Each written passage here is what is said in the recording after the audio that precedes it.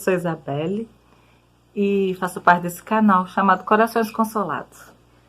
E nunca vivemos um tempo em que necessitaríamos tanto de consolo como esse tempo agora. Mas, se nós entendermos o que significa ser cristão, passaremos esse tempo de pandemia, talvez surgirão outros momentos, outras dificuldades, outras situações de tribulação, de exigência nossa. Mas eu penso que uma das coisas que a gente mais tem experimentado diante dessa situação que estamos vivendo é a experiência da fé. A fé é como isso que estou experimentando agora. O tempo nublado, de repente o sol começa a vir na minha direção e começa a aquecer meu corpo. Até uns segundos atrás não havia esse sol tão claro, havia uma nuvem que encobria. E de repente ele aparece.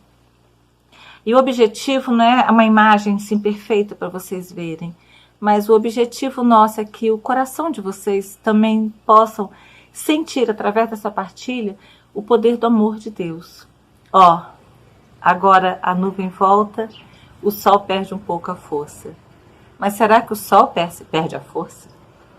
Será que a nuvem tem tanto poder? Não. O sol é infinitamente mais poderoso.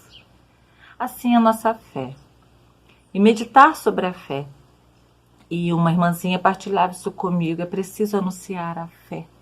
Mas a gente não pode falar aquilo que a gente não vive. A gente não pode falar daquilo que a gente não experimenta. E eu sentia muito forte no meu coração partilhar com vocês um aprendizado que eu tive sobre a águia. E eu falei assim, gente, eu preciso falar isso. E mesmo assim, quando a gente está vivendo momentos de aridez, a fé é a ousadia. A fé é a atitude de Pedro, de caminhar sobre as águas. A fé é a atitude de Marta e Maria, de buscar Jesus em meio à morte do irmão, sabendo que tudo estava perdido, mas mesmo assim não perderam a esperança e buscaram na palavra de Jesus o consolo. E a fé moveu Lázaro. A fé move cada um de nós. E a águia, ela vive em torno de 70 anos. Vou tentar resumir para que o vídeo não fique muito grande. Só que quando ela chega na metade da sua vida, ela começa a se sentir cansada. Suas unhas, suas garras já estão muito encurvadas, já não consegue pegar tão bem as presas. Seu bico também fica mais alongado, ela já não consegue capturar, porque ela depende do bico e das garras, principalmente, para capturar sua presa, para que essa alimente e sobreviva. Então, quando ela chega lá para os seus 35 anos, ela tem que tomar uma atitude muito ousada na vida dela. Ela se recolhe para o alto de uma montanha e ali ela vai passar pelo menos uns 5 meses naquele alto de montanha, num ninho, num abrigo. E vai passar ali sem água, sem comida. E ela, o que ela faz? Primeiro, olha a ousadia. Eu gostaria muito que você, ao me ouvir, você começasse a compreender o que significa essa atitude ousada da águia para nós cristãos. Ela bate com o bico na pedra até arrebentar o bico. Quando aquele bico cai, ela vai esperar um novo bico nascer. Ou seja, ela vai passar um tempo sem poder comer, sem beber e viver na dor, porque ela arrancou o próprio bico. Depois que aquele bico novo nasce, ela vai arrancar as suas garras com aquele bico novo, porque ela sabe que apesar de toda a dor, ela precisa ser renovada naquilo que é o instrumento de trabalho dela, naquilo que ela sabe que necessita para sobreviver. E depois ela vai arrancar as suas penas. As penas que já estão envelhecidas, as penas que já estão engorduradas pelo tempo, as penas que vão tornando ela pesada. E ela não consegue voar tão bem, planar tão bem, porque a gente sabe que a águia ela voa numa altura muito grande. E ela tem que planar para poder, quando avistar seu alvo, sua presa, ela com presteza, com eficiência, ela conseguir capturar a presa. Enfim, essa águia vai ficar uns 5 meses. Mas, depois de todo esse sofrimento, ela vai estar renovada. Ela vai viver mais uns 35 anos. E eu me encanto com essa história da águia, que não é lenda, é fato. E eu vejo que Deus nos ensina a viver essa experiência da águia. Muitas vezes temos que reconhecer que estamos cansados, que estamos já desgastados, que os recursos que nós tínhamos, que nós só buscamos nossos recursos humanos e só buscamos Deus para socorrer e resolver problema para a gente, né? Nós precisamos desse isolamento, nós precisamos desse afastamento. O afastamento significa romper com aquilo que nos acomoda, com aquilo que o mundo nos oferece tão fácil. A gente não tem mais que sair capturando nada, tudo vem de bandeja, e principalmente aquilo que não presta. E nos acostumamos também com aquilo que não presta, nos acostumamos com miséria, com migalhas e até mesmo com lavagem. Essa é a nossa realidade. Mas ela teve a coragem, ela foi. Porque o instinto de sobrevivência fez com que ela tomasse essa atitude.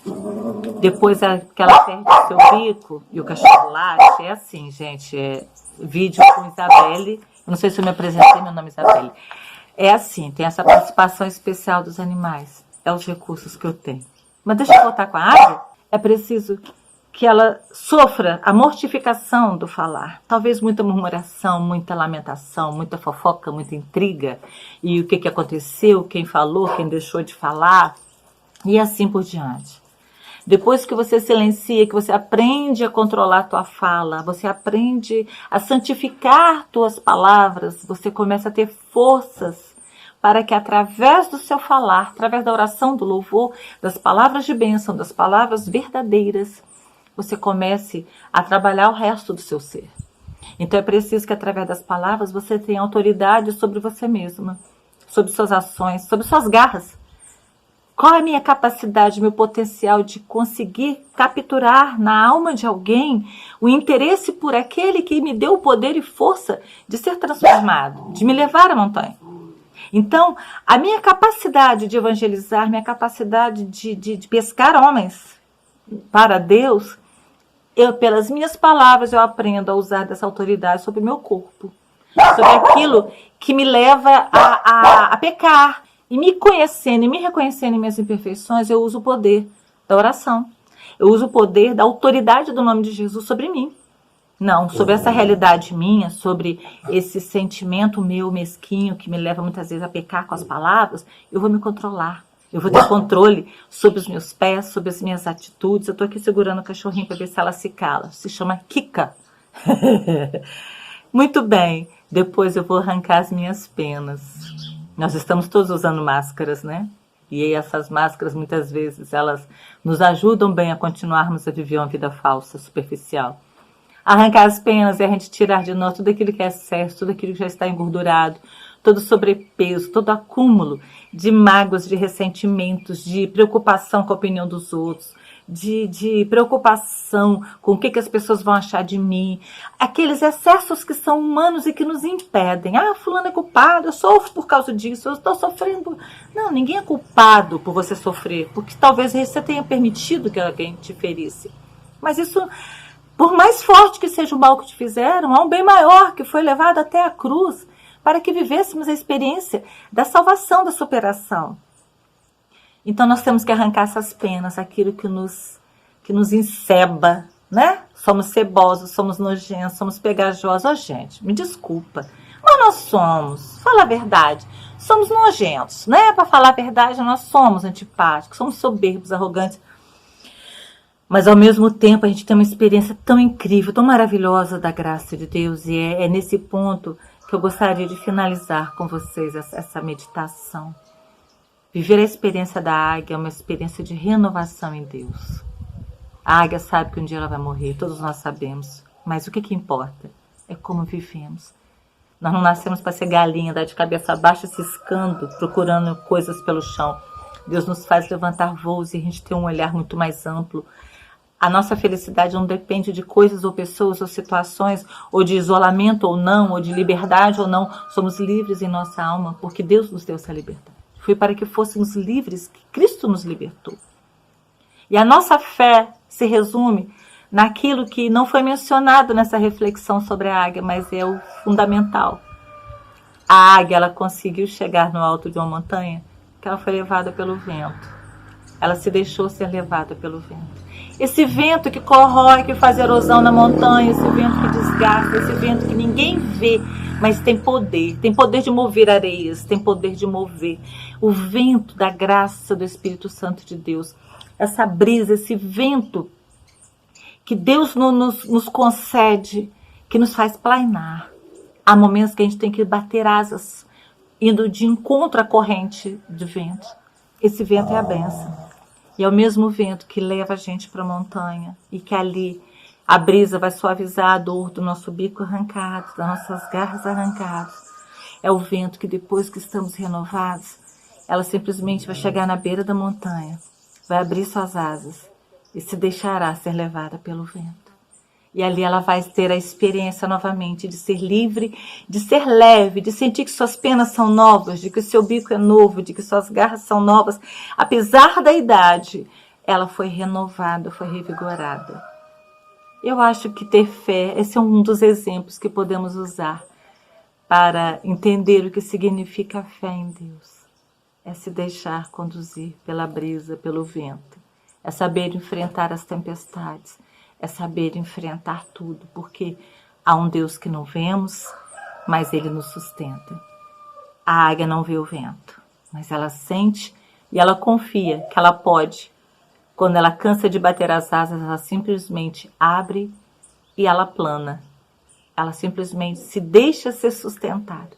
Um avião que pesa toneladas, ele consegue ser sustentado pelo vento. Se você está um jumbo da FAB, aquele jumbo carregado de container, cheio de caca dentro, você consegue ser sustentado pelo vento. Não importa, não dê desculpa, simplesmente deseje. Deseje ser uma águia, deseje ser renovado. É com alegria que eu deixo essa mensagem para você. Se você gostou, né, tem esse negócio de canal de YouTube, dá o seu like, se inscreve, compartilha, comenta com alguém, fala assim, Isabelle lá do Corações Consolados, tá no YouTube e ajuda a divulgar, amém? Um grande abraço, fiquem com Deus, paz e bem, desculpe os cachorrinhos latindo, tá? Faz parte. Um abraço.